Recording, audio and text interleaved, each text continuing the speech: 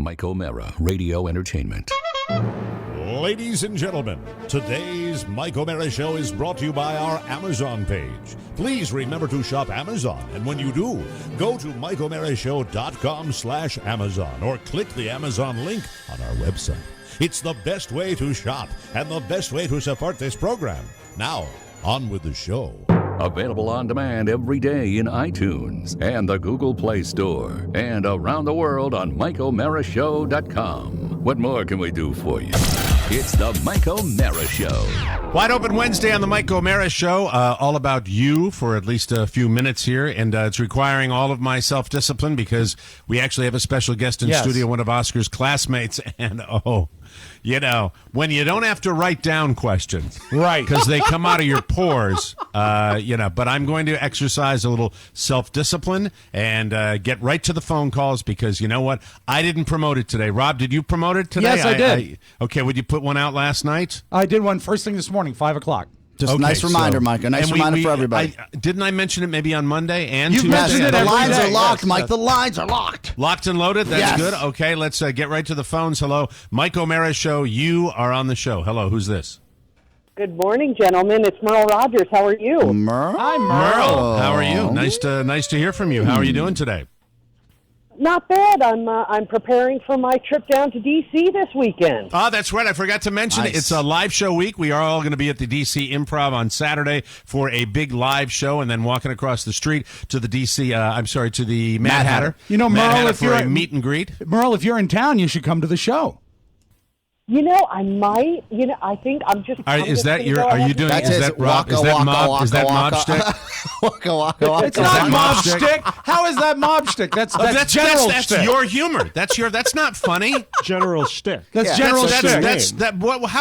how would you describe that comedy as other than just completely like old fart 80-year-old uncle crap? What would you describe that kind of humor as? You coming to the show? Hey, I'm coming down to DC. You coming to the show? What it is, Mike, it's called That's irony. like the Albert Brooks laugh after that. But you see, the thing is she's obviously coming to the show. She's one of our biggest fans. That's why Yeah. she's coming. I understand. Restating You the got to turn your obvious. microphone up too again. Irony, I'm Mike. sorry. It's irony. I know we checked it before the show, but now it sounds far away. Irony Can I ask in a every- question? yes. And Yes. this is with all due respect, and you know I always ask Yes, the and I best love questions after respect. that. Yes. Do you turn down your volume every day, or are you slowly weakening with your pneumonia? I'm perishing, 3-month Mike. bout of pneumonia. I'm which perishing is what's happening. Mike, we Yeah. have adjusted his mic for his bout with bronchitis.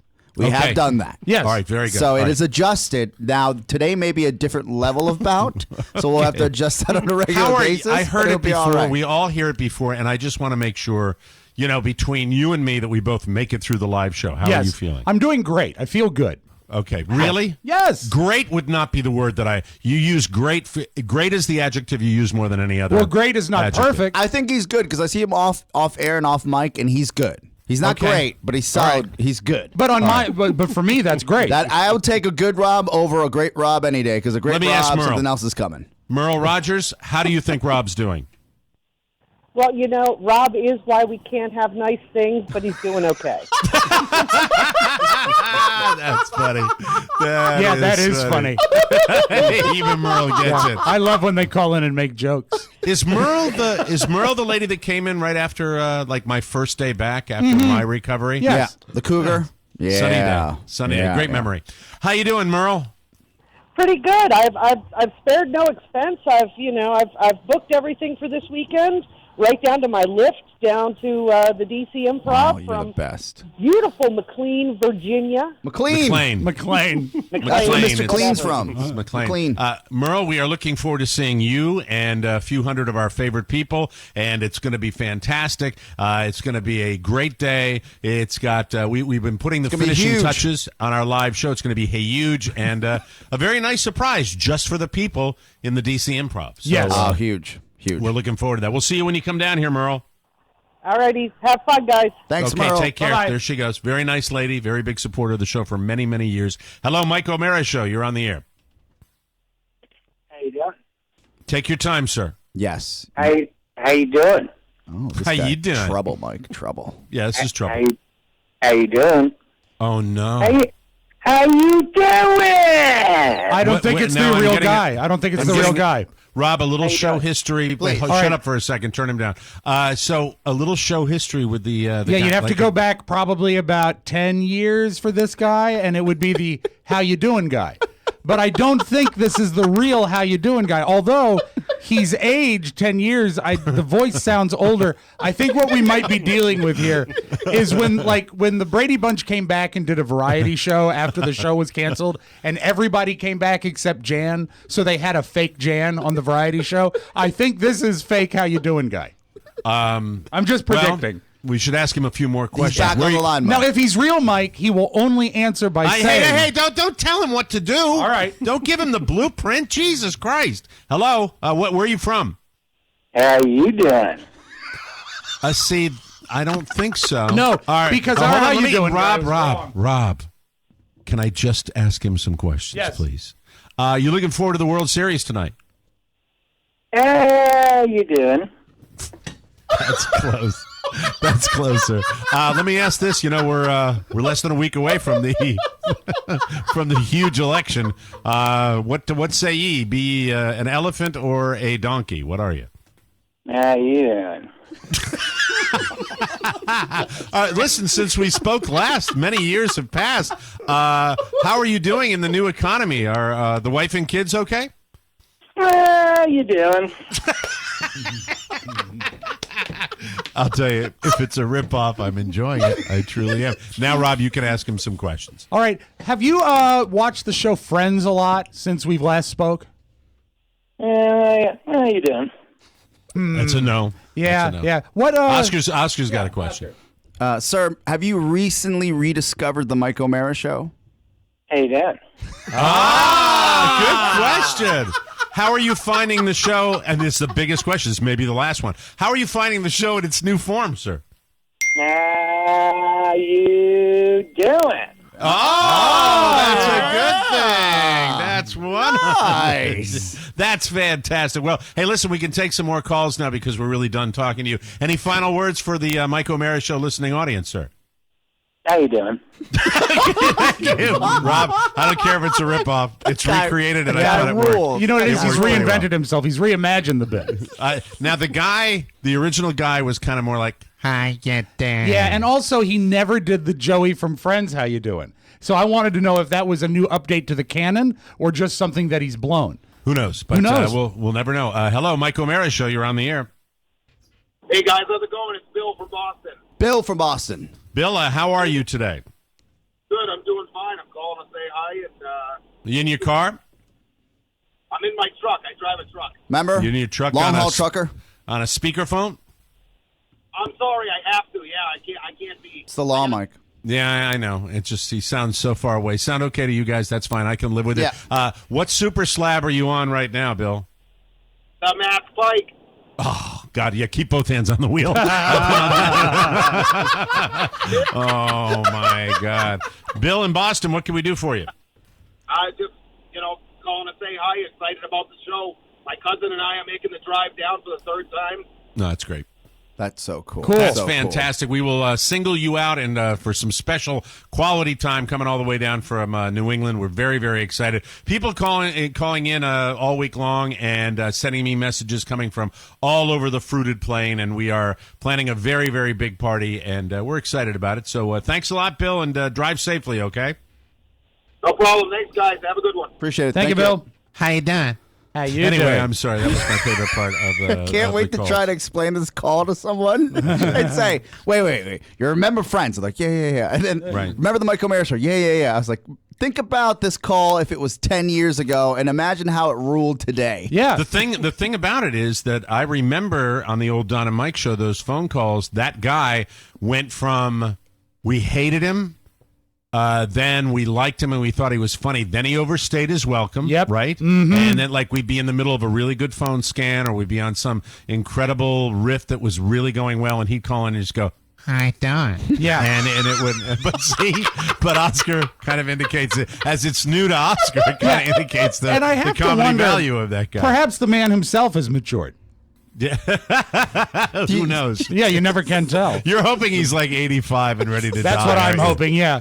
All right, Like the let's take creepy guy on the Family Guy. Let's take another phone call. By the way, let's give the phone number out. That might be a professional thing to do. The phone lines are open at 888-920-MORE. That's 888-920-6673. This is Wide Open Wednesday. You're on the air. Hello. Good morning, Mike, Rob, and Oscar. How are you guys doing this morning? Oh, look at this guy. How you doing? How you doing? Sorry, it's on my brain. I can't get rid of it. What can we do for you, sir? Oh, not much, actually. I just wanted to give a shout-out to my brother-in-law, Kevin Enter. He just got out of the hospital 3 days ago from back surgery, and he's recovering nicely. Are you from the upstate New York area or the Midwest? New York, upstate New York.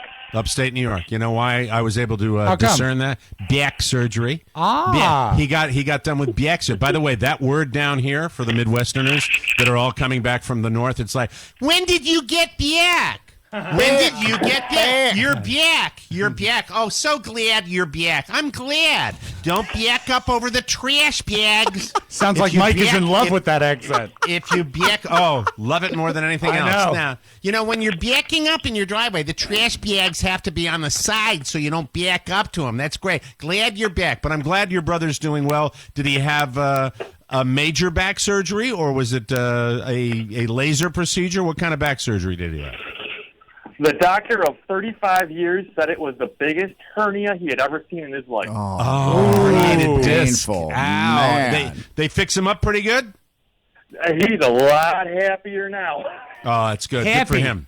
Good for him. Well, will you do me a favor when you speak to your brother next? Have him drop me a line and just send me a quick email explaining what it must be like to have successful surgery. All right? Would you do that? No problem, Mike. Thank you. Appreciate it. Thanks for the call. All right. Got One time more, for Mike? another one? Let's take one more and then we'll go to break. Hello, Mike O'Mara Show. Turn down your computer, stereo, radio, iPod, whatever you got. Smartphone. Hello. Hello. Hi, you what's guys your doing? name? My name's Brian from Spokane, Washington. The great state of Washington. How you doing in Spokane today? Good. I'm not a morning person. This is early for me. Thanks for making that okay. effort. Yeah. We appreciate the call. What's going on? Yeah, well, I'm getting ready. I am a band director. I'm getting ready to take my jazz band to a jazz festival today.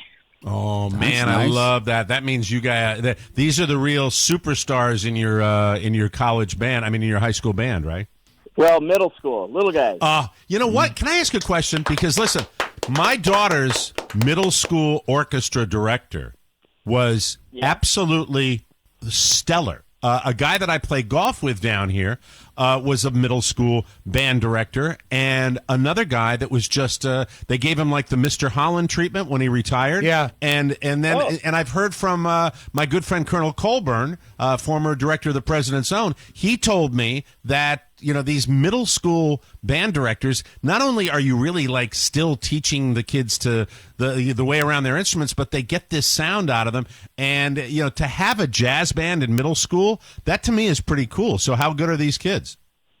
Well, I have two groups. My first group is pretty darn good. My second group is about 40 members strong, and I've got clarinets and flutes and everything in there, and it's a little wild.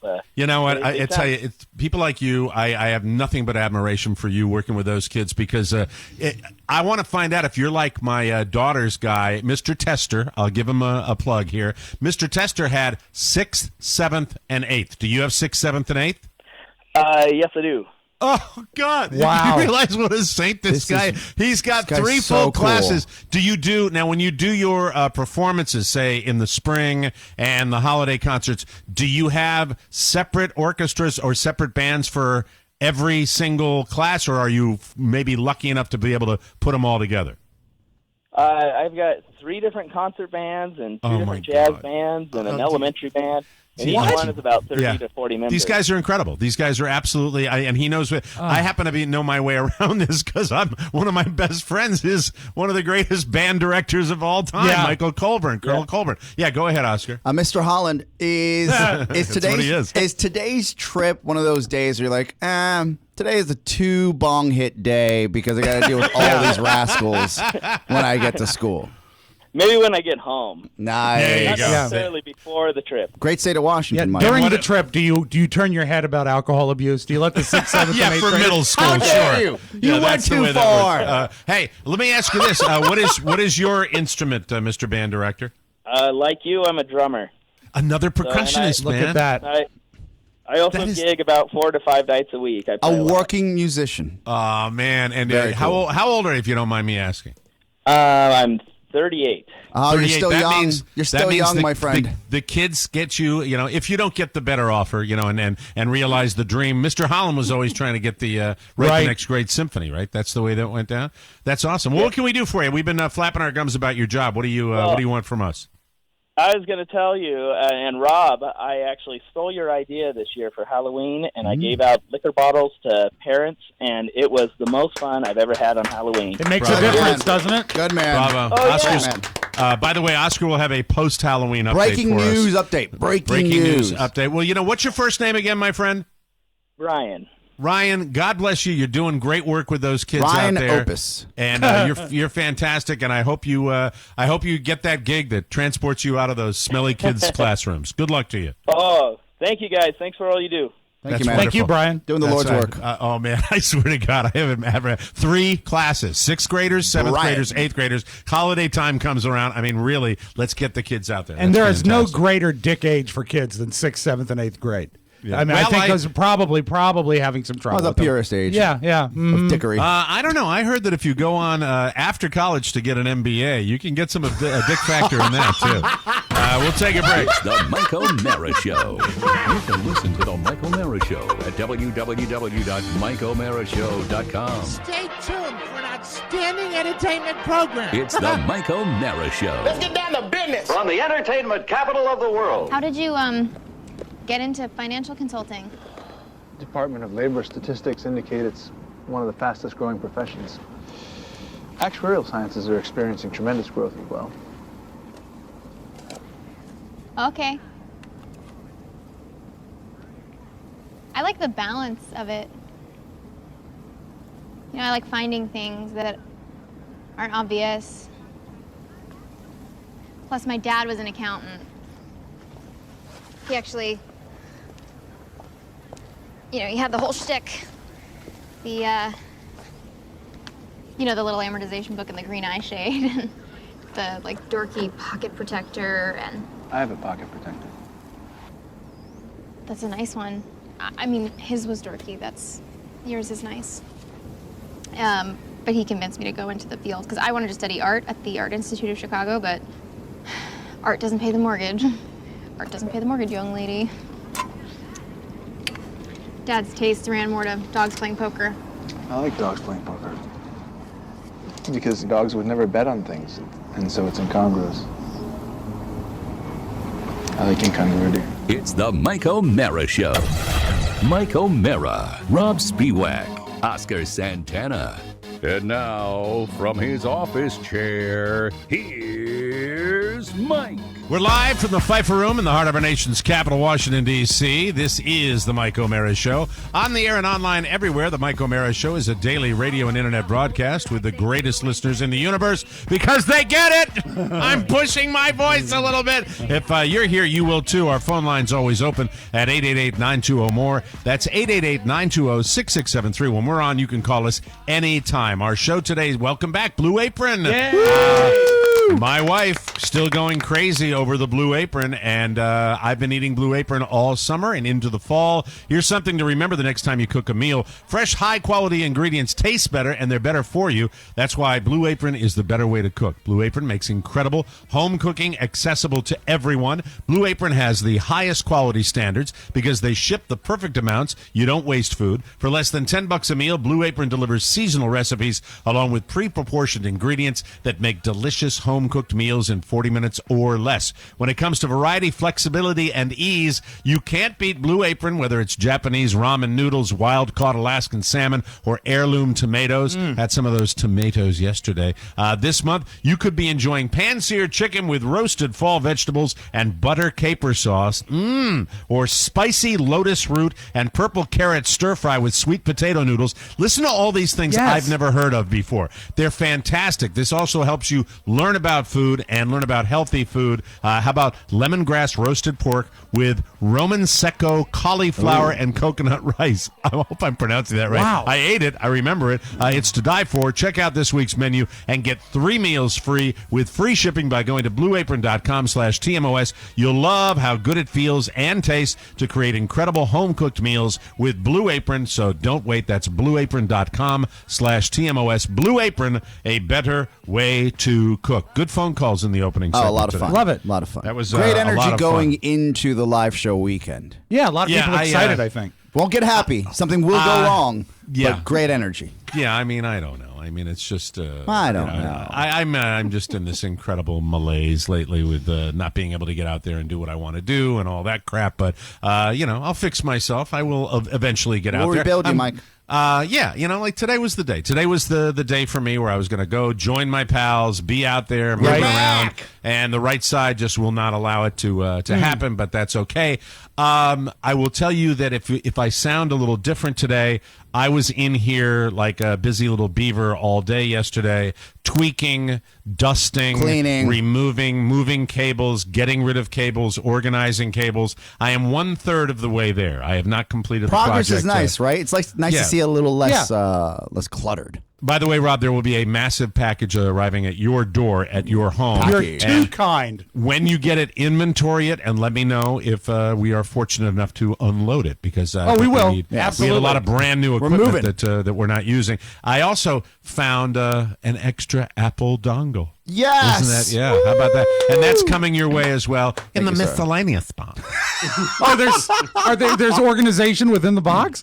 No. Oh, I okay. threw everything into one box and I called it the miscellaneous We'll take what box. we can get. Yes. And it's not labeled. You'll just see a box and we'll recognize them, Mike. Yeah, we'll you'll go through everything. You'll say, oh, that's a big piece of equipment. That's a solid piece. Yeah. Oh, this must be the miscellaneous box. Miscellaneous. Just stay tuned, folks. If you want to set up a fully functioning podcast studio, we're your one-stop shop for equipment. We got it. So it's live show week on the Mike O'Mara Show. I will be heading into town on Friday. Looking forward to it. We've been adding some last little stuff. We do a little prep for our live shows. A lot of post-show meetings. This I should tell everybody. We've done these massive production live shows. This is not going to be one of those. We're going to do the regular podcast with just a few bells and whistles. Right. And it's going to be an intimate group at the DC Improv, about 285 people that are going to be in the room. And we're going to be looking forward to doing our regular live show, live podcast with a studio audience. That's going to be fun for us. And so we look forward to seeing you. If you're not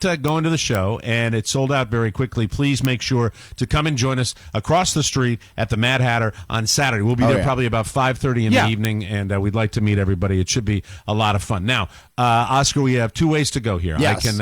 I can interview your classmate, your accomplished classmate, or we can ask you about Halloween. I'd like to go with the classmate. Oh, classmate. first. Halloween, we can table that. That is a trail of tears. This is actually a happier, more interesting conversation with Mike. So, colleague Thomas. Oscar over the summer completed his Masters of Business Administration at the Robert H. Wasp School of Business at Smith at the Robert H. Smith School that happened this year? Why didn't you mention this? That was so long ago. You really should have talked about it, Oscar. About you getting your Oscar master's. spent a lot of hours in the 1% library in the Robert H. Johnson School of Business at the University of Tulsa, and we are Maryland. That's exactly where it was, and it was a grind. We were with you for that grind because you would come in on days where you were, doing 50 different things. And the one thing I remember, and I will always remember this about your MBA program, is there were no weekends. No weekends. You had many Saturdays and Sundays where we would have something planned, or you would be turning people down because there was no rest for the weary.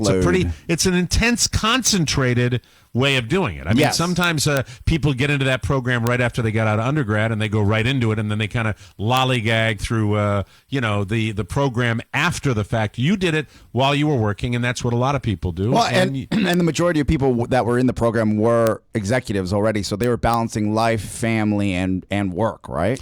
Yes, well, please introduce your your fellow student. So I was able to make fellow graduate. The one value proposition that every program will give you your is fellow MBA. Yes, there we go. Thank you. Thank you. You get to meet people from all walks of life and all professions, right? Which and essentially will build your network, but more importantly, it helps you build friendships outside of your current social circle. And Thomas Booth, who's in studio right now, is one of not just a colleague. I consider him a good friend.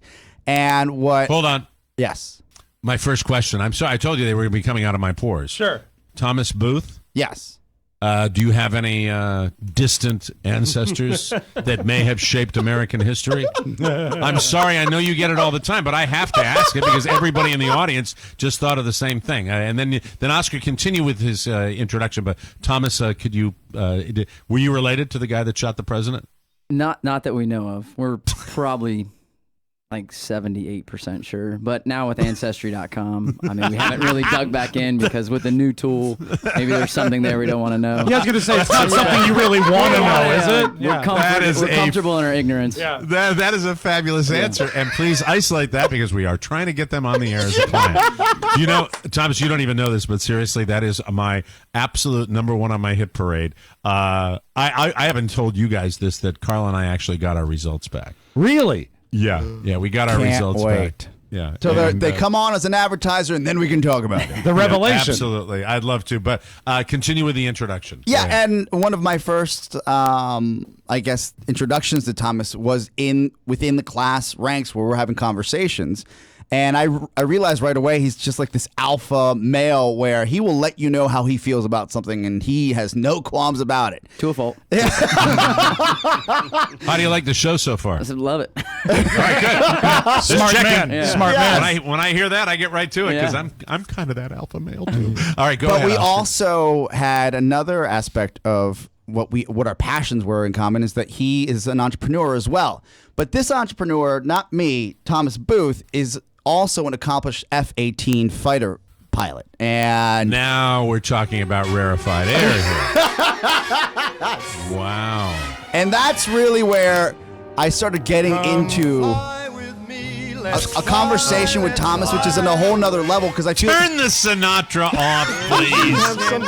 Jesus Christ. Maybe Top Gun. How about Top Gun? God, Top Gun. Kenny Loggins. God, I swear to God, I work with Ethel Merman every day. You wouldn't have it any other way. You've got an F-18 fighter pilot. There you go. See, but no one's laughing at Danger Zone. All right. Wow. So go ahead, because now I'm dying to. Well, you know what? Hold on. We'll leave it at that for now because we do have to take a break and we have to come back. We'll ask, I mean, I'm all about you and your MBA program, but he got jets. That's cool. He got jets. I just watched Officer and a Gentleman 2 weeks ago, too. I want to get jets, sir. I got no place to go. We'll take a break and come back right after this on the Mike O'Meara Show. What's up, everybody? It's Rob Mayer from the Rob and Joe Show. It's that time of the year again, a new Rob and Joe promo. Joe's not even here. We're that lazy. Our fearless leader, Mike O'Meara, said we need new promos, and 7 months later, here I am. Yes, that's how creative we are. Check back for our next promo in 12 years when we break down the great Anthony Weiner, Mel Gibson presidential race. Rob and Joe Show, new episodes every week. Subscribe on iTunes. Download us on the app robandjoeshow.com. See you in 2028, the year of the oxen. You know what? I am so proud of those guys. Really, I having Rob Mayer in the studio today was a lot of fun, and that's a show that I am truly proud of on the More Broadcasting Network. Those guys are very, very funny. They got a great following. They're growing, I believe, Oscar. Oh yes, they are on a weekly growing. basis. Absolutely. So that's good stuff. And you thanks haven't to check Rob them out for doing that. Welcome back to the Mike O'Meara Show. I'm going to tell you about Sleep Number. You know I love Sleep Number beds. You know I sleep on a Sleep Number bed. And then after the fact, because I'll get all the good stuff in, and then I'll tell you a very brief story about my Sleep Number bed. Come into a Sleep Number store right now. I adore mine. You'll love yours. The Sleep Number bed lets me choose my ideal firmness. I can change it whenever I want, but I don't because I've got the perfect bed. I said it again last night, and I'll tell you why. I was lying in the bed, and I said, this is truly of all the things I own. This is one of my prized possessions, and I mean that sincerely. Sleep IQ technology tracks my sleep, so I know exactly what to do to adjust, but I don't have to because I found the perfect sleep adjustment for me. Both sides, I can lift it up, I can put it down, I can adjust the firmness. Carla doesn't get disturbed when I'm jumping around. I don't get disturbed when she's jumping around. It's the perfect bed for couples, and according to Sleep IQ research, people who adjust their sleep number setting are 58% more likely to have improved sleep quality. My sleep number setting is an 85. Carla's is a 65. Last night, my Sleep IQ score was a 95 again, and I feel great. Come in right now and experience the comfort of Sleep Number adjustability and save $400 on the C4 mattress. It's the lowest price ever. You only find Sleep Number at any of the 500 Sleep Number stores nationwide. Find one near you by going to sleepnumber.com. Be sure to tell them Mike O'Mara sent you and cut. Now I'll tell you what happened. This is a true story. Okay. My kid, with his little 103 temperature, he yacked all over the Sleep Number. Oh, no. We had him watching a tune back there because he got to watch more tunes because he was sick. And then he yacked on the floor. And then we looked and he said, I yacked in there too. And there it was. And I went into this incredible, no! I mean, I was off to the store, got the upholstery cleaner, got the baking soda, did it. I mean, there's not even any shred of evidence that there was ever yakety Well yak done. on my Sleep Number. Well done. Yeah, he could have done it in my car. I would have just left it there. No, it's the way I feel That's how about much you love it. Yeah, I love went my out to Sleep make sure Number that it was bed. clean. Left the child alone to save the mattress. So you are an F-18. Are you done with your intro yet? Because that was a little too long. There's so much to cover. There are actually a few different titles that I'm not sure are for public consumption. So I'll leave it as an F-18 pilot. Thomas, you are currently with the service. Are you serving our country? Or I am. I'm currently a reservist that just got recalled to active duty. So I'll be departing for November. Is that something you see coming when they do that, or no? It was but I mean, you sign up, so you have to know it's a possibility. When they notify you, how do they do it? Do they call you? I got a phone call and said, "Congratulations." I'm sure that must be nice. Congratulations, you have the next 10 months. I sit here and when you say that to me, I suddenly realize the news headlines. When you get by all the crap of our election, you realize that we're in a pretty dangerous world right now with a lot of dangerous stuff going on. So really, not surprising that somebody that's a reservist would be called up. Navy, Air Force, Army, what are we? Navy. You're a naval aviator. Navy. Cool. Did you go to Annapolis? No, I went to Virginia Tech. I like to have a good football team. Although the academy's playing really well, and Tech, I think they're probably higher ranked than Tech. So you're a Hokie? I'm a Hokie, yeah. Oh, wow. That's great. Well, it's amazing to me to think of the amount of training that requires, and then you just, I guess, continuously like to challenge yourself. So that's why it was on to the NBA as well, right? That was it. It seemed like a next logical step. I finally feel like at 32, I was ready to go to school. So the rest was all just a prerequisite. If you wanted to fly in the Navy, you had to go to college. So begrudgingly, I went to college, was not ready. How tough is the training for the actual, after you get through school and you do, I guess you pregame the, when did you know? Do you know when you're a freshman, a sophomore, that this is a path you want to take, that you want to be a naval aviator? Or there are probably a lot of families or parents or maybe even younger adults that are like, how do you get in? How does that happen? Right? That's a great question. Yeah, I think so. For me, I come from a family of military. My father was an F-4 pilot in Vietnam, so I grew up around it, and I think it was funny enough. I think because it was so real to me. Like I grew up in Beaufort, South Carolina, where there's a Marine Corps air station. So beautiful place, though. Right? Beautiful place to get. Cool place to grow up. Oh yeah, I think especially if you're into like the outdoors and water, etc. Yep, absolutely gorgeous. And then you can tell the tourists because they come down and say, "Excuse me, where's the Beaufort Inn?" And they all have. I mean, the running joke is they all drive gray vans from Ohio, and they get in the traffic circles in Hilton Head, and they just go in circles around. And and you just so they come in flocks every Saturday between Memorial Day and Labor Day. I don't know how I found out it was Beaufort, not Beaufort, but I was probably one of those people that mispronounced it. But I love that area down near Bald Head Island and all that area. It's beautiful down there. And really, I mean, really so pretty. for me, there was always F-18s flying overhead. So as a kid, it was actually kind of my backup plan. And I mean, I make no qualms. I was a pretty terrible student, just a hellion, kind of that type A personality was unfiltered at age 18. So I think for me that was kind of my Mom, I don't want asparagus. Right. So yeah. So everyone like, what are you gonna do with your life? Like, I'll probably just fly jets or something, because my dad and all his friends, you grew up around it. Grew up around it. I mean, they were clowns. Like, if these clowns can do it, I can do it. And I didn't give it enough respect going in. It's funny when you say when you say military family. Every time you mention your dad, I feel compelled to play this sound. Yes. Sorry, all right, sir, you get in there right now. Do it. Yes, sir. Was he a tough taskmaster growing up? I probably had it right middle of the road. I mean, I've heard Oscar stories. I think his father. Not like the Great Santini. The Latin American culture is probably a little more tough. They forget the rules, Mike. Yeah. You brought up something interesting. I'm sorry, Mike, to jump in. You said that these clowns can do it around the world. If you just took a random person and said, "This guy's a jet pilot," that instills respect like almost no other reputation. Were you totally not aware of the fact that but jet he's pilots, also my dad? Yeah, so no that one has diffuse respect it? for their dad. They don't understand it. They don't understand it. Yeah. The growing up with them since age. I mean, and so in the military communities, we all move. So you have your own. I mean, the military brat term is worn with pride. Right. Probably the only time the word brat is worn with pride. I think we all have our vision of what that takes based on movies. We all watched Officer and a Gentleman. We all watched Top Gun. We see what the training is. So you go to Virginia Tech, and then it's off to. Is it right off to flight school out of college? How does that work? Right. So you select, you apply in your. I guess it was. God, it's been so long now. Senior year of college, you apply for, this is your dream sheet. Right. And I was a just abysmal student in college, 2.6 history major. I think I had the lowest. You had a 2.6? Yeah, lowest non-technical GPA of anybody in my year group to get an aviation slot. And how does that work? How are you able to pull that? It's because he's got a supercomputer for everying else. I'm telling you. In our class, he was the first guy to figure something out before anyone else. I was not ready to be in college. I was just there. So I just had to graduate. A 2.6? Wow. Oh, man, I was just so bad at college. But I was He was smart. Yeah, I was in shape. I took care and I maxed everything else. And my commanding officer at the time was a fan, so he gave me a good letter of endorsement, and this is your ROTC commanding officer? Right? Yeah. Okay.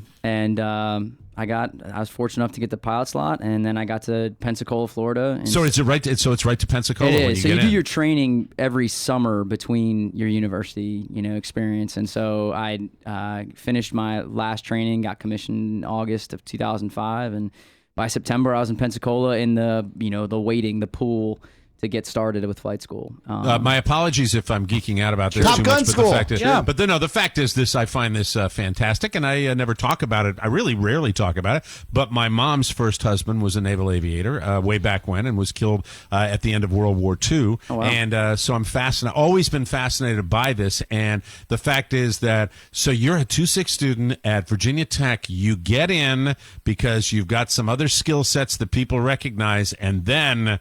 I just get hearing your story. I picture a kid that's getting down there, and it has to be a reality check for you because no messing around once you get to Pensacola, right? I think the reality check kind of hit.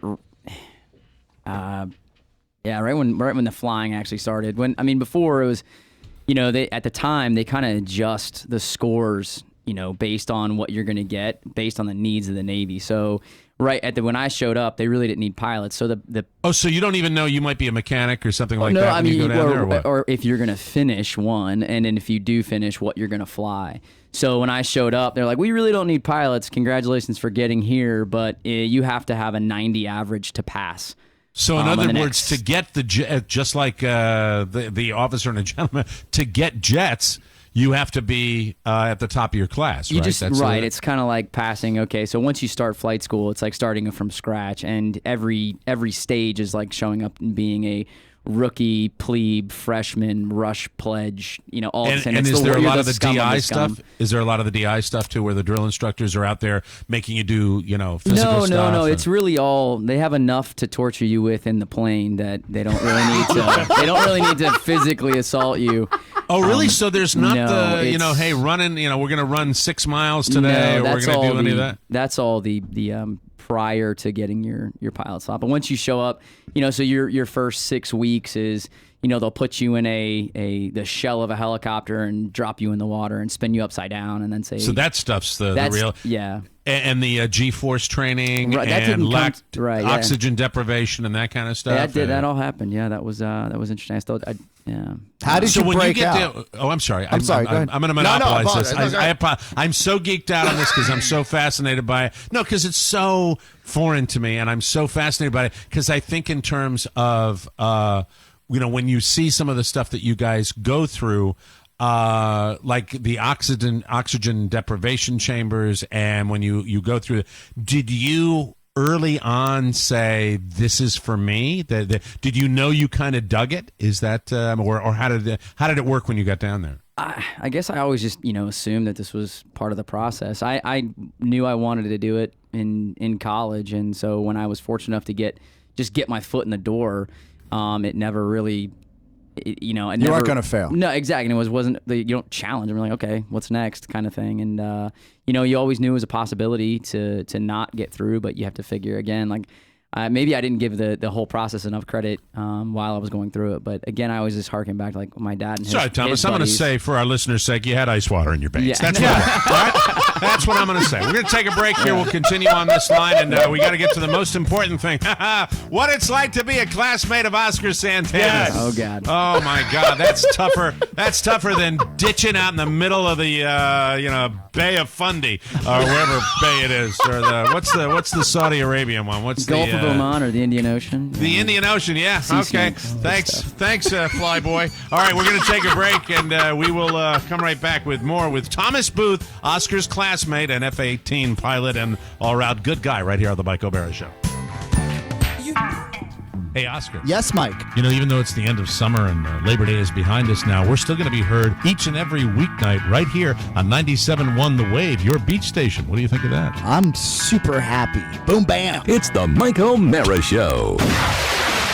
It's a great promo. Welcome back to the Mike O'Mara Show, brought to you by CISO. If you love comedy, you're going to love CISO. CISO is comedy for comedy nerds, by comedy nerds. CISO, it's spelled SEESO. It is the new on-demand, ad-free streaming service that brings you the best comedy ever, all in one place. Bingeable comedy anytime, anywhere, and you can do it on virtually any device with no commercials. I love CISO. My favorite part, they've got every episode of SNL ever. Saturday Night Live. I can go back and look at those vintage episodes that I was watching in high school. They're incredible. If you like British comedy, they've got the entire Monty Python catalog. Rob, you're digging CISO on a daily basis, I had too. a great moment with Carrie. I was watching Bajillion Dollar Properties. I'm almost done with it. It is a totally bingeable show. It's a parody of reality, like shows about real estate, but Right. it sounds in passing like a real show. So Carrie's on the couch, and I'm watching this show that sounds like, Property Brothers, Right. and they're doing all this outrageous stuff. She finally says, "What the hell is that?" So it's so accurate It that is it so actually accurate that if makes you're not you think you're watching a real reality and it's got show. the right music and everything. It's so great. You've got to watch this show. It's so They've fun. got original content, stand-up, improv, sitcoms, classic stuff, brand new comedy as well, as Rob was telling you. CISO has it all. Right now, our listeners can try CISO free for 2 months when you use promo code TMOS at checkout. After that, it's only $3.99 a month. Just go to SEESO.com right now. When? Right now to sign up for 2 months free with the promo code TMOS at checkout. That's CISO.com, promo code TMOS. The critics have spoken. CISO is the future of comedy. I would be remiss if I did not mention the fact that I said it last week and I say it again, and it's official. This World Series now falls into the epic category. Yeah. Tonight's the night. You called it. The degree of epic will be based on the game tonight. It could be another blowout. You never know. It could go down to the wire, but I think anybody that is even remotely We all won, Mike. a baseball fan, the America won with Yeah. this, and you know what? God, do we need it, huh? Yeah. I don't know how you look at it in relation to the election, but this, when you've got a game 7 between two markets that one 50 plus years, the other 108 years that haven't won. this is probably going to be a little bit of a distraction from all the old election stuff. So yeah, a tremendously welcome distraction. And I'm sitting there and I'm going, go Cubs. And then I see the 104-year-old woman that's the Cleveland fan, and I'm like, oh God, I'd love him to win it for her. Terry Francona, he's had his share of success, but he was kind of pooped on by the Boston Red Sox. And I don't know, there are a lot of great stories in this World Series. Why? Why are you laughing? That's a category. That's really gross. If you're into that, what? Pooped on means figuratively. Come on. Okay. For Christ's sake, okay? They do a lot of weird stuff in that pregame. I just didn't know what they showed. That pregame. Oh, by the way, the pregame on Fox is as bad as a broadcast can possibly get. Pete Rose, A-Rod. I mean, I know they're they're villains of baseball history, but they're also bad broadcasters. And Pete Rose, whoever told you, hey, that hair looks good on you. Yeah. Let's, just comb it Back forward. to Vegas with your Sharpie. I'll pay for your autograph there. Exactly. You were going to say something, Oscar. So I wanted to mention, if you're just joining us on the show, I have a colleague of mine, classmate of mine from my cohort, my time in business school, Thomas Booth, and he's a F-18 aviator. And what drew me to Thomas outside of the ice in his veins and the way his rugged good look, his square-jawed handsomeness, he presented, I was really blown away by the methodical approach he took to everything he would actually pursue, whether it was an entrepreneurial project or it was a project that was assigned to us. And we started working in groups together. And I remember on our downtime, I was like, hey, man, what's it like to land on a carrier? And then I'm expecting like a quick 1-2 answer, but I sat there I said, who does this? Who has the mind to do that, right? There's not a little boy out there listening to us right now that is not fascinated by that. I'm somebody that is so geeked out that on multiple occasions, and I mean multiple occasions, I will sit on YouTube for a good chunk of time and watch carrier landings because I find it so incredibly fascinating. Maybe it's because my mom's first husband did it and did it with propellers. But, back in the day with those old fighter planes when they were first, aircraft carriers were the first thing. It was. But you've also amazing. been a flight simulator guy forever. You love to pretend to do it yourself. I mean, but I'm primitive also, stuff. From the Xbox to but I'm your also iPhone. phobic. I'm also phobic. So there's the weird little thing. I would be the guy in the chamber, to be like, get him out. You're DOR. Anyway, so could you ask? And Thomas, you probably don't realize this, and if you could just the same way that you explained to me, you probably say it to everybody that asks you. One of the hardest things to do is to land on a carrier at night, right? Yes. And when you are approaching, you mentioned that you only have a certain number of seconds. There's so much geometry happening as you're approaching the actual carrier. Could you take us through that just briefly, just for Mike, because I know, and our listeners, I know that people would love to get that perspective from a pilot. Yeah, so I'll do my best. But going back to your point, Mike, and I think it's probably just having a sense of, even though I was a 2.6 history major, I do have a sense of history. Right. But those guys with propellers, straight decks back in the day, that's who we all believe probably had ice in their veins, because there's a crazy stat that up until like 1970 something, when they invented the carrier with the deck that's in an angle rather than straight. Right. Even at that point, if you were a carrier aviator for greater than 4 years, you had a 50% chance of dying. Whoa. And the bravery is incredible. And the fact is that I should point out that my mom's first husband, this was, I think, 6 months after the armistice. And so this was 6 months after World War II was over.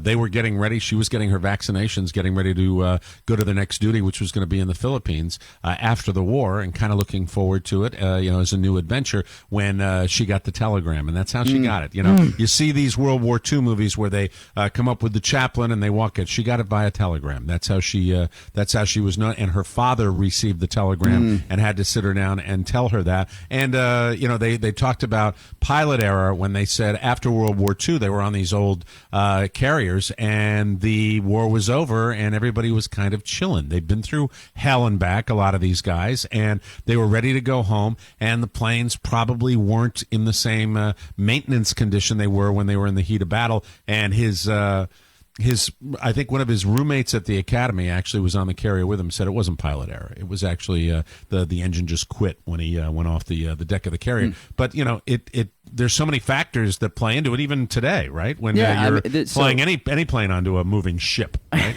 So that we just once we kind of invented some of these safety systems and check, we have a whole team of folks that spend their entire career trying to make an inherently dangerous activity as safe as it can possibly be. But it got to the point where it's safe enough where we actually grade the landing, whereas back in your mother's first husband's day, like you arrived. Check, like it was a pass fail. You're here. Hey, nailed it. The plane has no wings. The prop is fine, but I made it back. Made it. I'm there. Yeah, That's the way it goes. And the thing that amazes me, Thomas, is that like so much of our military activity around the world, we sit back here in this incredible bubble. And you hear about, I forgot the number of strikes that I heard the president talking about, how many airstrikes there have been in Syria as we're fighting ISIS from the air. That's how we're doing it. And so this is happening every single day, multiple times, and we've got brave guys that are going that. I mean, nobody pays it. You don't see on the news every night, here's how many particular sorties were flown in this particular area. You don't hear about it, but there are people putting their asses on the line every day. And every time you go up in one of those things off a carrier, you're putting your ass on the line. And I just, I have a tremendous amount of respect for people that do that. And the best part is after that harrowing experience, you get to come back and try to land at night, which is always, it's like, hey, a little icing on the cake. You ever land at night in a storm? Yes, there's actually, it's funny. I got my little 10 minutes of fame, obviously, besides this. Thank you. So, yeah, he's classy, too. He's got to get out of here, Mike, and update his CV. My fame CV. Just a quick aside, Mike, if you want to get that Ancestry.com, I was just thinking about it. If they sponsor, maybe we could run my family and do a big reveal on the show. Ancestry.com. Are you related to a murderer? It could be a whole segment. If we have presidential assassin more than a murderer. There we go. We'll have him back in as soon as we put him through. As soon as we put him through the metal detector, he's welcome back. So I was on. DiscoveryChannel.com has a series called Mighty Ships, and they actually did a profile on the USS Nimitz, and they did that while we were on our work up to our first deployment in 2009. Nimitz was the biggest carrier for a long, long time. It was the first, the Nimitz class. It's kind of that new nuclear character. Once they kind of knew what they were doing by putting nuclear reactors on ships, big ships. The first one was, I want to say it was, I can't remember now. It was maybe the Kennedy, but the first time they put nuclear reactors on a ship, they're like, we don't know how many to put on here, so they put on 4. And it was grossly overpowered, so they filled it with concrete. Seems like a lot, doesn't it? I don't know. I mean, it's bigger than a submarine. It is warm on here. This deck is so warm. But our teeth have never been whiter. So then with the Nimitz, they kind of, corrected Kentucky windage on how to build an aircraft carrier. But yes, the Nimitz was that flagship carrier, and they visited and they actually were able to capture one of the worst experiences I've ever had on film with off the coast of California in a preparation for a night landing. The seas were like 12 feet, and it was just, there's no light whatsoever, because in San Diego they have the marine layer. So once you're below the marine layer, you can't see anything. You're like flying in a dark bowl. So then you just trust the carrier, trust your guys on the deck, and you hope to get it done. So yeah. So you landed in those conditions. Yes, it was. It was great. It was with a pitching deck. It was just everything. But you have to practice, because you can't hope that when you're fighting a war that there's not going to be rough seas. So they're doing this not only when you're in an active situation over in the Middle East, but when you're in a training exercise, you're doing it all the time. And if you go up in any condition, correct? Right, absolutely. You have to. The enemy gets a vote too, so you got. What is the biggest challenge of all about actually the moment of landing? Say in when you've got a visual, when you can actually see the deck. What do you have to be aware of more than anything? When do you know to bail as well, just as a follow-up? They usually tell you to get out from the deck. No, but right. the worst part, and actually it's at night, is that you don't want a visual, because your eyes will lie to you. Your senses are at that time your almost worst enemy. So you have to stay on your instruments only. And the worst part is, like, you can see, so you have to train your body to not look even though you can see, because it feels like the expression is a turd off a tall moose. It literally feels like you're just falling out of the sky. And so if you trust your instincts, you'll just keep adding too much power and you'll fly away. And you won't. So when you go back to active duty, will you be on the FA-18 No, again? I've successfully promoted out of all the cool jobs. I told Oscar that previously. Okay. So now I'm a subject matter expert. I brief the generals and admirals on what kind of what we're doing, and I'm a really good PowerPoint guy. So it's definitely not as sexy. You are underselling what you do. Yeah. So he's able to You're a articulate. good PowerPoint guy. Is there a way you could come to the DC Improv and run our PowerPoint? We got a cute little PowerPoint featuring Oscar Santana. Do we have any admirals in the audience? Would you like an update? You know, may I be the show representative? I know we all feel the same way. Thank you so much for your service. My pleasure. Really, My Yes. you know, we have people every day that are doing what Thomas is going to be doing for the country, and I think it just goes underreported and under-discussed as we sit here and beat each other's brains in politically. I think we don't pay enough attention to the fact that there are brave people every single day in the air, on land, everywhere, at sea, doing the jobs and really doing it with no questions asked. And I think it's amazing, and we're still blessed in this country to have those kind of people like Thomas that do what they do. And I mean that from the bottom of my heart. So thank you very much for all of us when we while we're out here talking about whether they're putting Reese's Pieces in the new Reese's Peanut Butter Cup. All right, now quick, because we don't have much time. I've only got a few minutes, but this is important too. Oscar Santana. Yes. Comes to us a couple of years ago, comes to me first and says, I want to be pursuing this line of education. I'm going to be getting this MBA.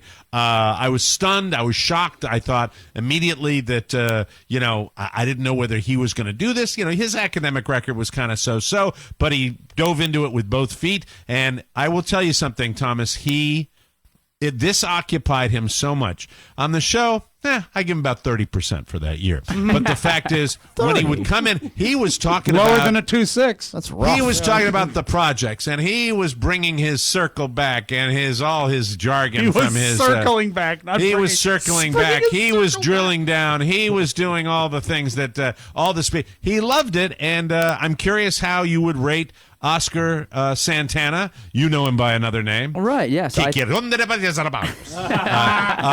you would rate Oscar as a student in the Robert H. Smith MBA program? So Oscar mentioned he was, kind of impressed with my methodical approach. I was impressed with his less than methodical approach. He had a very artistic, hey, we're going to get this done. But entrepreneurial. Entrepreneurial. It just was, everything was possible at all times. And I'm going to focus on this podcast right now because I think this is good. Hey, look, a rabbit. There I go. All right. It's off to another podcast. Oh, we're going to land on this carrier. It's going to be amazing. So I think I definitely appreciated another outlook. And I think to Oscar's point, the benefit of that cohort is you get 44 individuals from different walks of life with different processes and kind of being forced to solve problems with them in a non-military manner was eye-opening to me. And I always know I appreciated Oscar always got the tutor, so we all kind of piggybacked on that. Whenever I would pay for them, Mike. Yeah. So Oscar Paid was for always, a little extra. That's when Zoolander helped you out a little bit, so right? Yeah, absolutely. Yeah, So absolutely. I think that was was it corporate finance? Oh, yeah. We got through? No, accounting. We rolled out Accounting. in accounting first. Yeah. Anything I knew I would need help, I stacked the deck. I said, I need someone to come and talk to me privately. And then Thomas was there as well. May I ask a question of Thomas about Oscar in school? Sure. Because Absolutely. I know that you probably are very proud of the fact that you have a military background and you're a jet pilot.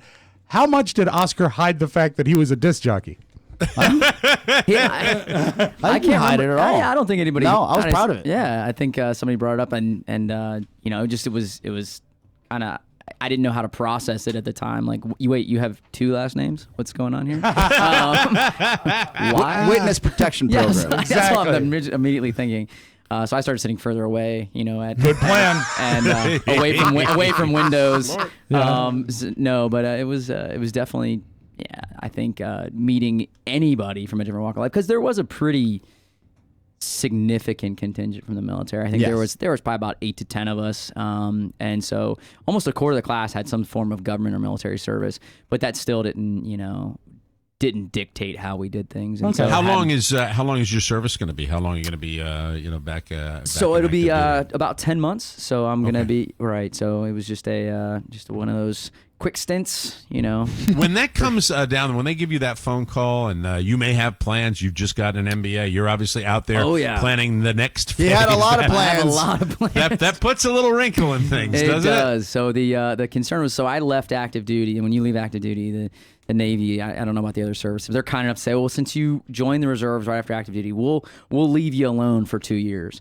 Okay. So I was actually still in the impression that my 2-year waiver was in effect. And when I got the call, I brought this objection to light, and they were like, well, that ended last week, so you're up. And so I said, well, if this is going to happen every 2 years, I'm going to reevaluate my affiliation, because I would like to get started with a civilian. All right, I'll ask you a specific question. Sure. 1 to 5, rate Oscar. Give him a number. 1 to 5. Oh, God, and what? I mean, in his PowerPoint skills? Like the 5. whole thing, Thomas. I don't you know what? I'm just like Oscar. I'm in 40 different 5, directions. I would say, yeah. He's analytical. Yeah. Classmate 5. The actual 5 quality. is the worst. Yeah.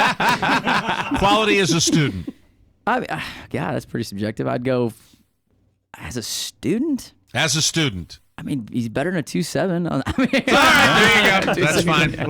We'll take that. That's why I pay for the tutors. Yeah. And last question has nothing to do with Oscar. I'm not going to get any dirt on him. I know how hard he worked. This whole Russia thing. How dangerous should we as Americans feel that country is, and what kind of threat they represent? Do you feel like this is a pretty serious situation with just their behavior in general? It's a very general question. You don't have to be super specific, but how worried are you about Russia? I would say it's, without getting into too great a detail, it's probably one of the most complicated geopolitical situations we're going to face in the foreseeable future. And Soviet Union's back. I mean, that model, but I think what we can, kind of take comfort in is our, there's no confidence in their markets. There's no confidence in their leadership. So all of their intellectual property is leaving. All of their money is leaving. So eventually the country itself will be hollowed out. And if we can just wait it out, it just as an option, eventually just like, it's a Cold War again. So there's a lot of opinions. That's just kind of mine, but that's cool. Yeah. That's a good answer. Wow. I like that. That's simple. It's easy to understand. I appreciate that. Well, Thomas, we appreciate you stopping by. Thank you. And sharing that with Oscar. I could ask 1,000 more questions, but we're going to take a break. When we come back, it's news you may not need, and we'll let Thomas hang out with all the smelly disc jockeys. We'll be right back. It's better than a hockey locker room.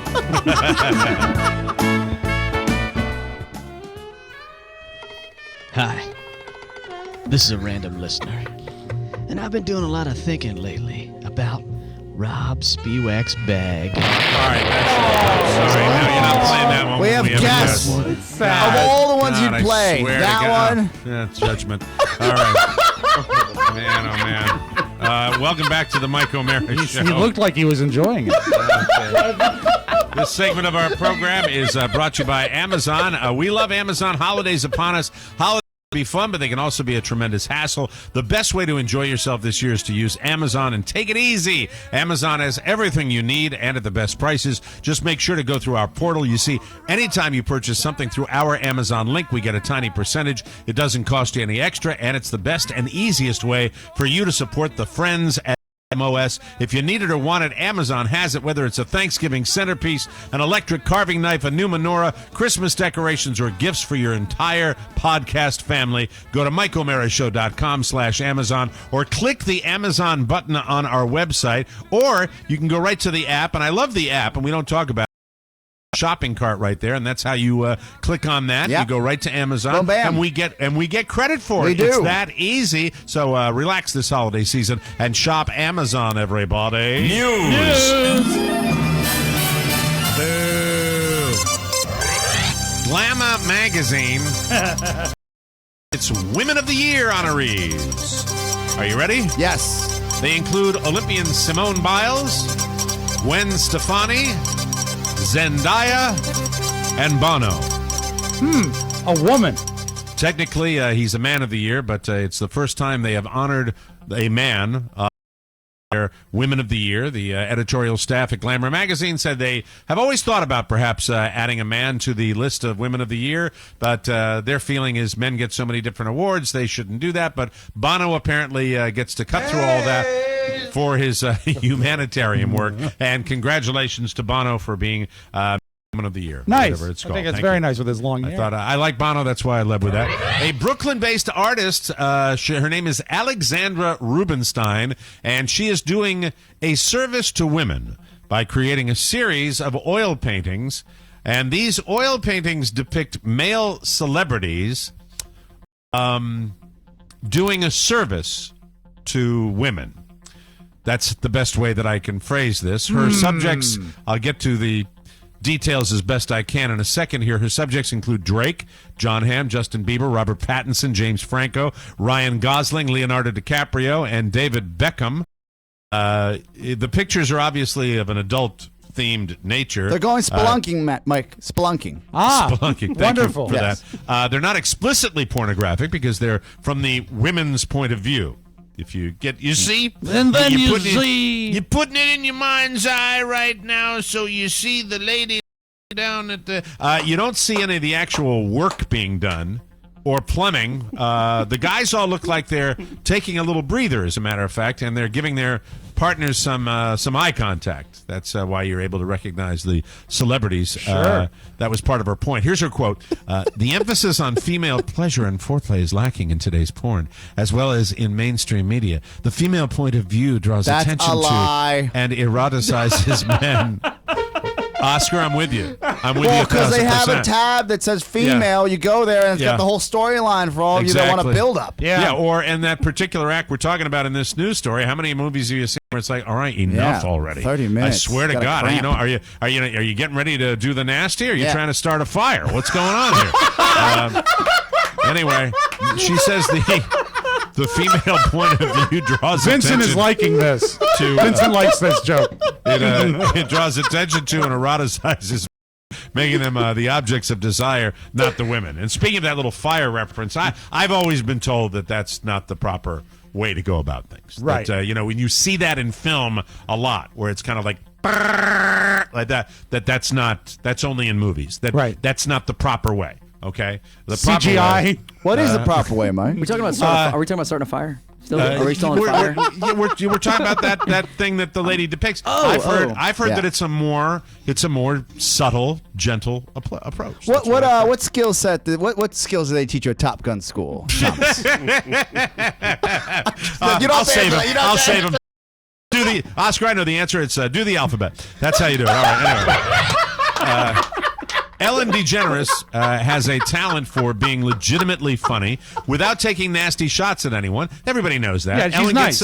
She gets slammed about it sometimes, too, and I think that's unfair. Well, there's a reason for the way she is. In an interview with Out Magazine, she says, quote, "I was the punchline of a lot of jokes. I laughed at some, but I realized there's somebody on the other side. It's cruel. I've never liked mean comedy. I can understand that you don't like it and you don't do it, but mean comedy can be funny, too." Of course. That became even more important, she says, after I was the brunt of it. She's talking about back in the 90s after she came out. She says that she hit rock bottom after her original sitcom was canceled, but slowly she became more comfortable with herself and was able to be authentic, which she says is a big reason why her talk show has found success. And I will still tell you that when it comes to award shows where I don't it's nearly the credit she should. I think she's one of the funniest award show hosts because that style of hers, it lends itself to monologues on a talk show and also that type of thing. She has a wonderful talk show, and she's a good fit there. But what people don't remember is that her sitcom was horrible. Whether or not, take the sexuality out of it. It was just a bad sitcom. It was that might have been the best thing that could happen. Wasn't there a school of thought that she came out? And I remember this. This is part of the meanness that was out there. Right. That she came out because the ratings were tanking so much. Oh, I think that was a very popular theory at the time. They needed that little infusion, and we'll never know whether that was true or not. According to the American Chemical Society, you can die from a sugar overdose if you eat 13.5 grams of sugar for every pound of your body weight in one sitting. The average American man at 195.5 pounds, if he eats 251 Reese's peanut butter cups, 155 fun-size Snickers, or 102 fun-size packages of M&Ms, he has a chance of dropping dead. Because that's how much sugar, I would say anybody would drop dead. Well, that's why I always do the math before I eat candy. The average American woman weighs 166 She could die if she ate 214 Reese's peanut butter cups. So Mike, that's the statistics right there. You will recall a story in February that we talked about here on the program. A man died after running the Krispy Kreme challenge in Raleigh, North Carolina. It's kind of a sugar thing, wasn't it? I mean, they don't claim it's a sugar thing. They claim it's a heart attack situation. What? But if you remember, we went back to when we did our road trip to Florida and back. When I ate the 6 Krispy Kreme donuts and I went into a coma. Yes. Yeah. Right? You were ill. You were feeling ill after that. Can you imagine eating more than that and just your insulin I couldn't level? imagine what I could accomplish. Oh no! But the ratio of weight to donut. Could triple it. Yeah. Weight to donut. You guys are in the safe zone. But also, you got to realize it's a question of volume too. Silver And lining, the thing about the Krispy Kreme donut is the Krispy Kreme donut enters your mouth and experiences shrinkage. Yeah. So it gets smaller. That's the way. What that you have, happens. Mike, with the Krispy Kreme donut is the Yes. perfect. Now let's talk. Let's bring in our expert, ladies and gentlemen. Let's bring in the F-18 fighter pilot of the donut world right here. Mike, All right. what it is they have perfected in their home base in Cary, North Carolina. They have perfected the sugar and fat delivery system. Okay, Because right. you've got that beautiful, beautiful glazed donut that upon putting it in your mouth Right. dissolves like cotton candy. It dissolves It's like- gone. yeah, it and that's dissolves. why someone, even a rube like Oscar, can eat 6 of them. And they don't even realize it's like Right. doing shots is what it's It's like. it's not the volume in his tummy. It's the sugar in his bloodstream. That's correct? why when we were driving through the southern part of Virginia, We thought he was dead. All we heard from the back of the car was, True story. all stuff we left on the cutting room floor of the documentary. God, that was a great drive. It's kind of where this show was born. Just to the be three perfectly of us. honest. It was. Don't you think it's really where this show was born? I think Yes. it was. Meanwhile, in the car in back of us, take. Mike, the Tahoe in back of us was last spotted in Colorado. And they all had stashes. And moving right along. According to a new study, the average person is stressed out for about 2 hours a day, which means we spend about 5.5 years of our lives stressed out. Here are the 10 most common things that make us stressed. Number 1, being late. 2, traffic. Number 3, our own health issues, a family member's health issues, deadlines, not being able to afford things, putting on weight, telemarketers, being in debt, being stuck in a long line. The good news with this list, that's all 10, by the way, that I just got through. Good. The good news is that I found my costume for next Halloween. I'm going as Mr. Stress. And I swear to God, this list was written for me right here. That's the way that goes, ladies and gentlemen. Thank you very much. And now a little something, something. There's a 54-year-old guy from Largo, Florida, my home state. Everybody. Hey, is that near you? They're all near me. That's Of course. the way I look at it. Largo, Florida. His name is Edward Dorsey, and he was arrested on Sunday morning for allegedly hitting his wife. This is not good. Oh, no. He was drunk at the time, and the cops took him to the emergency room to get cleared by doctors before they took him to jail. As an ER doctor and nurse were checking him out, Edward pulled out his glove and threw it at them.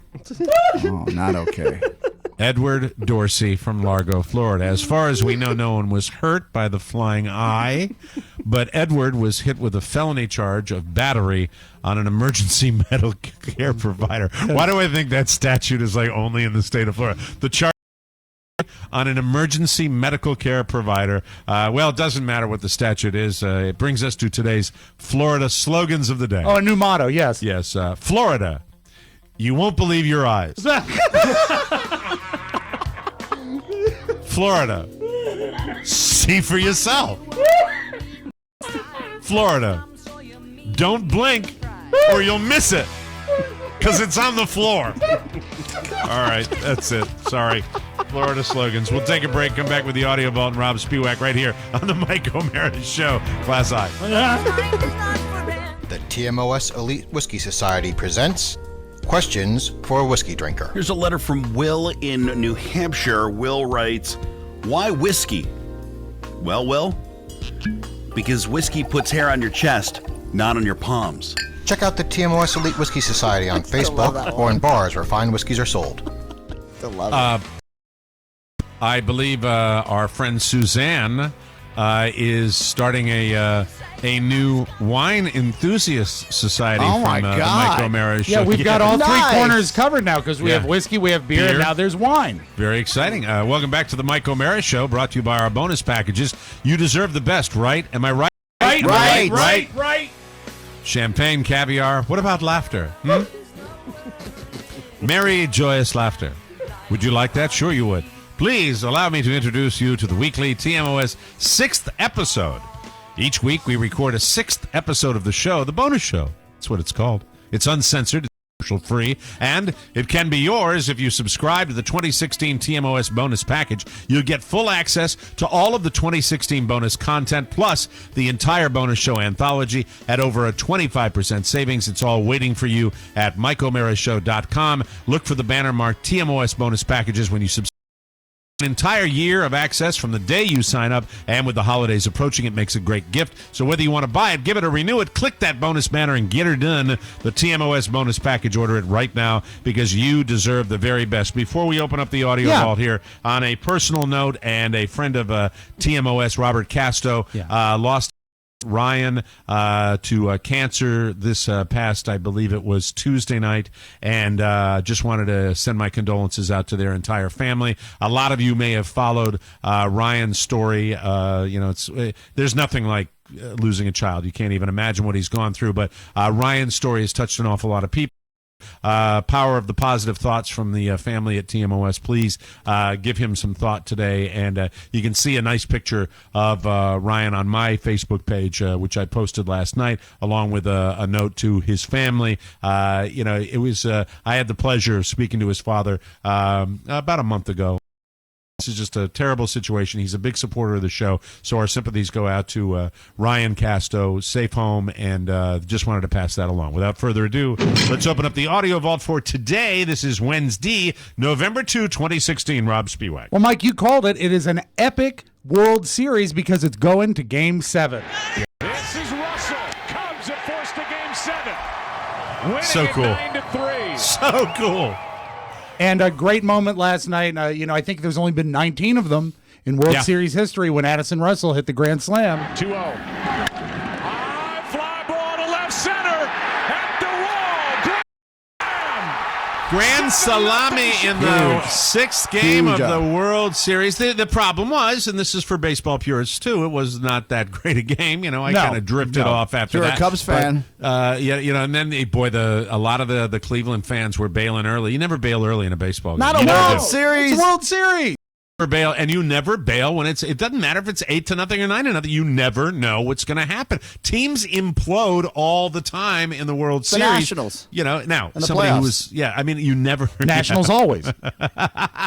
Oh, come on, boys. People get pissed when you say They do. We will They get do. messages. No, we're only making a joke.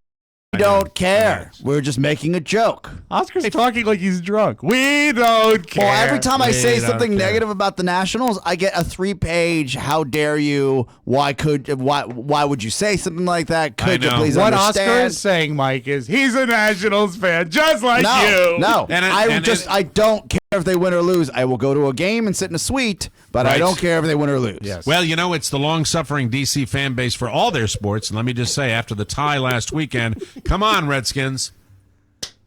Okay, there Trent we go. Williams, Mike, 4 games. He's out. Yeah. Really, he was plays in smoking December weed? again. Yes.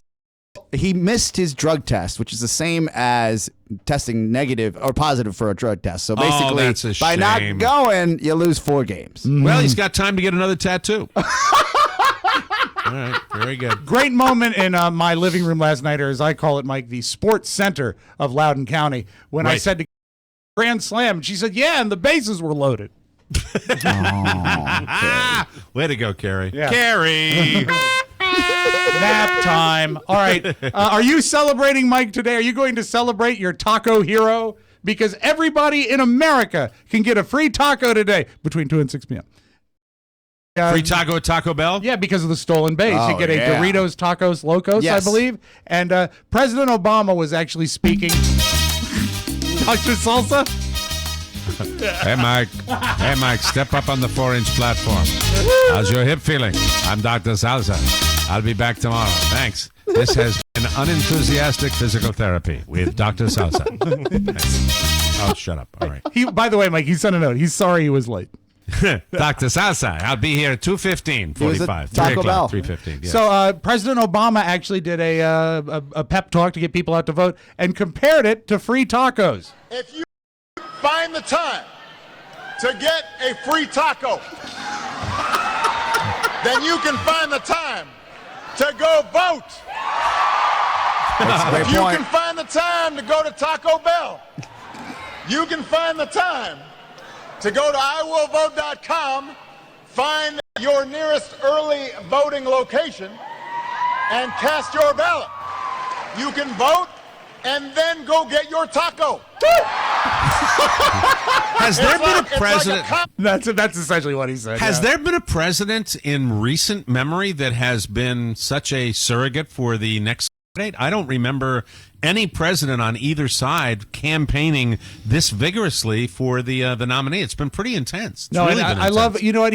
I will so truly miss him. Just not take politics out of it. He seems like a fun guy, and the fact that he's up there using something in pop culture like the free taco to make people get out and vote.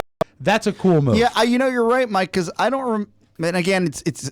I don't feels remember feels like for- Bush or but Bush and Clinton or Romney were anybody or- like, yeah, we want to do this. Yeah, he wasn't out there. Well, it has to do with popularity, too. The I think president's so. got some decent numbers going into this election cycle. But, I mean, out there on the campaign. It's also it's a different, especially with the social media in play, that you just see it everywhere. Yeah, you see it everywhere, Yeah. and this is crunch time. I heard something interesting that this is officially, as far as the message is concerned, the last day. This is where they're going to take their messages. In the case of Trump, they're thinking he's going to slam Obamacare, and in the case of it's going to be the temperament of Trump, and that this is going to be what they're going to hit till the very end. But then again, with the way this election cycle is gone, you never know when something's going to break in the news. Nope. You never know. Fun fact, Mike, President Obama will lose his Twitter handle, POTUS, and the First Lady will lose her FLOTUS Twitter handle. It will actually grandfather over and over to the new president and First Lady. Does that mean Bill is going to be FLOTUS? Or what? No.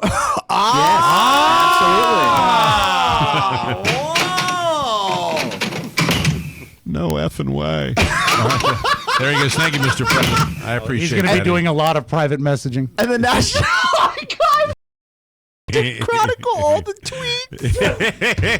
I can't wait. Rob wins. A FLOTUS is an upper decker. Hey, buddy. There you go. All right. This is good because of Oscar's friend, Mr. Booth, being in studio. Let us close with this. A pilot for Qantas Airlines was flying, and his girlfriend was on the flight. I'm sorry? Never crashed. Qantas never crashed. That's right. That's right, Rain Man. Qantas. Yes, absolutely never crashed. Qantas never Hey, crashed. you want to take a bath? No, I want to burn baby. I want to burn baby. Thank you. That was a Rob Spewak request right there. The not ready for primetime players. Oh, no. So his girlfriend is on the flight, and they're flying to South America. He does this on the opening flight announcements. I think this is kind of cool. We also have a very special passenger on board today, folks. Her name is Anna. She's traveling to America now to visit her family, and I want to make sure she comes back to me in Australia. So now that I have her complete attention, Anna, ¿quieres casarte conmigo? Will you marry me? That's a pilot? Yeah, he proposed to her, and after they got at a cruising altitude and they turned off the seatbelt light, he came back and gave her a ring. She said yes. So if you're not cool enough being the pilot of a big jet, oh yeah, while I've got your attention, I want this beautiful broad to Mile marry High me. Club. Yeah, exactly. That's very, and then very like God. You did, Oscar. Way Yeah. to taint the romantic moment. That's he great. said to the flight attendant, "Can we get a blanket over here?" That's your Magic Audio Vault. Have a great Wednesday, everybody. That's it. Thanks for joining us for another episode of the Mike O'Mara Show. Be sure and join us every day on the air online at MikeO'MaraShow.com. To mail us anything that doesn't stink or tick, address is TMOS, Box 32101, Washington, D.C., 20007. All messages and birthday requests for our weekly mailbag segment can be sent to Rob with 2 B's at MikeO'MaraShow.com. Send them to him after midnight tonight. Late tonight is when I will open the email, yes. We're very excited to meet everybody. We'll be at the Mad DC Improv show across the street this coming Saturday. Be there about 5:30 p.m. A lot of people coming into town for our live show, and we're looking forward to meet each and every one of you. Thomas Booth, good luck in your military career. Thank you, sir. Good luck in your NBA career, and thanks for all the cool F-18 questions being answered. We appreciate that. Good luck to you, sir. Thank you. That's it. We got to get out of here. For Rob Spiewak and Oscar Santana, Mike O'Mara reminding you to join us again for your favorite part of the day, the Mike O'Mara Show. Bye-bye, everybody. So long. Ciao, ciao. Yo, TMOSers, hook me up. It's Rob Mayer. I need you to watch my show on Comedy Central. It's November 6th, 11:30 p.m. It's called Heart of the City. It's myself and Kevin Hart. I'm going to be huge. Operation Leave Joe Behind. Hashtag Heart of the City. Hashtag Mayor of the City. Rob Mayer, Heart of the City, November 6th, Comedy Central. Watch me so I can say goodbye to you forever. Mike O'Mara, Radio Entertainment.